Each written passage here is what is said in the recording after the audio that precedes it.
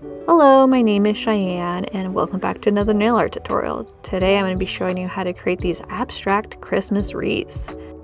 Let's get into it. So first I'm going to be using Cirque Colors Firecracker, which was a limited edition polish, one of their do good polishes, and I really love the shade. It's a super pretty red. It is a magnetic, and in the past I haven't had issues magnetizing it, but honestly today I did have some. So I think that maybe just shaking it would have helped. So I did do another manicure later where I shook the bottle ahead of time to try to disperse the magnetic pigment some more, but I didn't really find much success or difference. And it's kind of weird because I've heard that magnetic pigments don't really expire, like they should still work like a year later, but not this time. So it could be that maybe the way I'm trying to magnetize it down the middle of my nail, but I've also done that in the past and haven't had any issues. So I'm not quite sure what's going on here.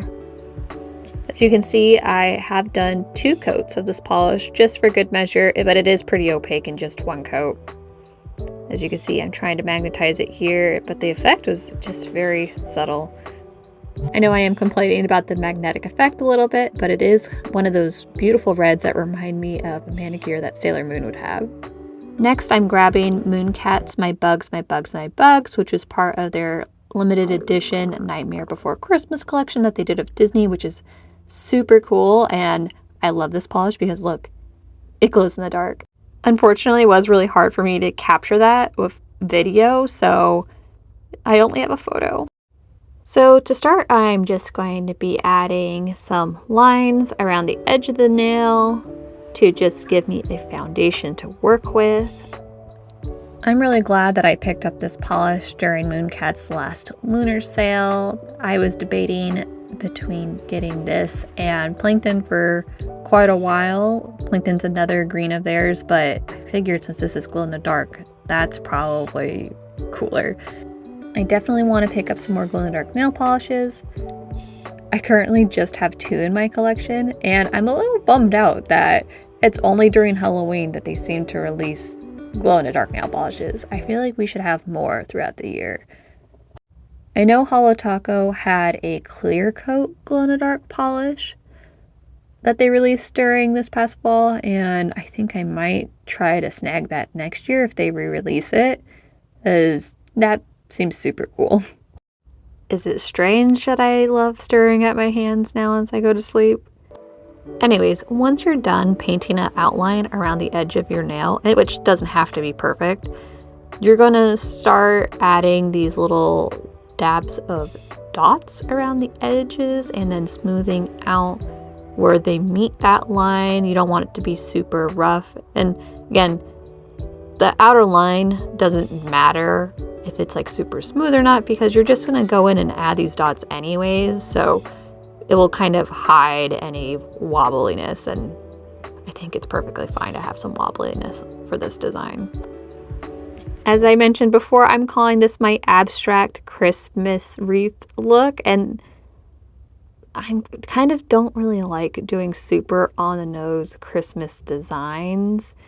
Same with most holidays. I tend to stray away from something that is super blatantly related to the holiday, because I do like more abstract looks or stuff that's a little bit more dainty, and I feel like sometimes holiday designs can get really busy.